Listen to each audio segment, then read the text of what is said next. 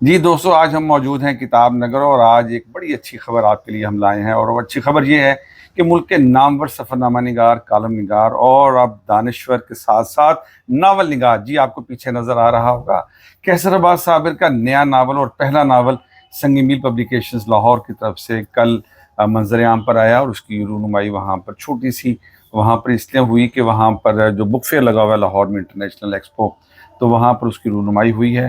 جی السلام علیکم کیسر صاحب۔ وعلیکم آپ کو السلام۔ بہت بہت مبارک ہو۔ بہت شکریہ شاکر بھائی۔ کیسا لگ رہا ہے سفر نامے سے ناول نگار ہونے کا سفر؟ بس یہ ایک نیا سفر ہے، اور یہ اس کی فیلنگز جو ہیں وہ بڑی خوبصورت اور شاندار ہیں۔ سفر نامہ لکھتے ہوئے اور سفر نامہ شائع ہونے کے بعد ایک الگ سا ایک ماحول ہوتا ہے، اور ناول کے بعد ایک ایسا لگتا ہے کہ جیسے ایک نیا سفر شروع ہو گیا ہے۔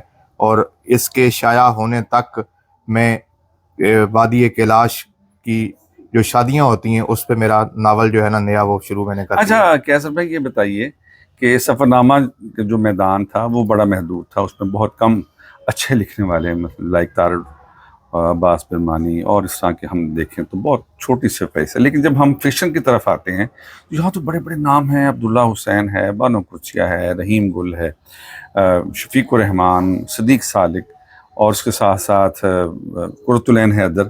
تو یہ ایک مطلب میدان بڑا مشکل میدان ہے، آپ نے مشکل میدان کا انتخاب کیسے کیا؟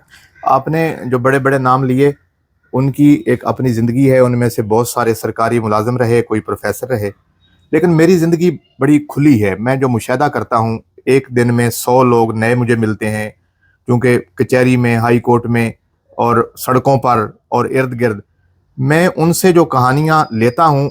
یہ ناول بھی دراصل ایک کہانی ہے، اور آپ کو پتہ ہے کہ کہانی جو ہوتی ہے نا وہ مرتی نہیں ہے، اور وہ سفر کرتی ہے۔ اور اس میں بھی ٹھیک ہے نام بدلے گئے ہیں، مقامات بدلے گئے ہیں، لیکن کہانی وہی ہے جو سچی ہے، جو ماضی میں لکھنے والے لکھتے رہے ہیں، کہانی وہی ہے۔ جی اسرار بھائی، آپ کیا کہنا چاہیں گے؟ جی میں تو سب سے پہلے کیسر آپ کو بہت زیادہ مبارکباد دوں گا کہ اب ملتان جو ہے وہ آپ کے نام سے جانا جائے گا، ناول کے حوالے سے۔ اور اس پہ سب سے پہلے تو یہ بات ہے کہ آپ یہ دیکھیے کہ ہم اب کیا کیا بتائیں گے۔ آپ کالمسٹ ہیں، آپ جو ہے سفر نامہ نگار ہیں، آپ تنقید کرتے ہیں، آپ بہت زیادہ ریسرچ کرتے ہیں، اور اب آپ نے جو ہے وہ ناول کی دنیا میں، فکشن کی دنیا میں بھی آپ آگے ہیں۔ بہت زیادہ مبارکباد، اور میں کہتا ہوں یہ سلسلہ رکنا نہیں چاہیے۔ جس ترتیب سے اور جس تیز رفتاری سے آپ کی کتب آتی ہیں اور لوگ اس سے محظوظ ہوتے ہیں اور اچھا وقت گزرتا ہے، تو یہ سلسلہ آئندہ بھی جاری رہے گا۔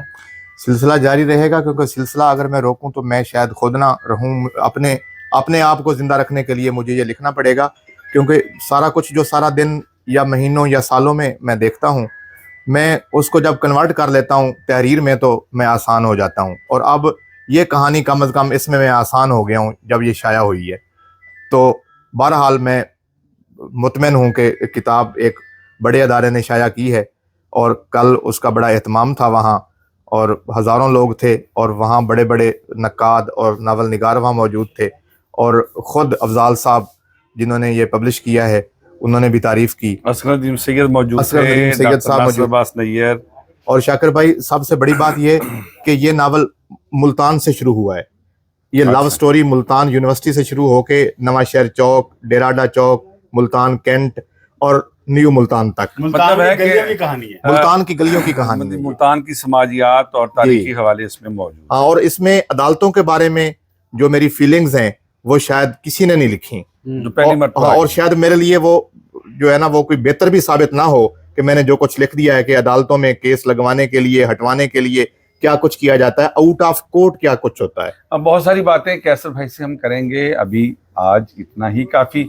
اگلے ویلاگ کے ساتھ مجھے اور اگر سب کچھ ہم نے بتا دیا تو آپ دوسرا عشق جو ہے وہ کتاب نگر ملتان سے آپ کو دستیاب ہے۔ آپ ابھی اپنی کاپی جو ہے بک کروائیے، اور پھر ملتان کی گلیوں میں اور سچائی پر اپنی دوسرا عشق جو ہے اپنے دل میں اتاریے۔ تھینک یو ویری مچ، بہت شکریہ۔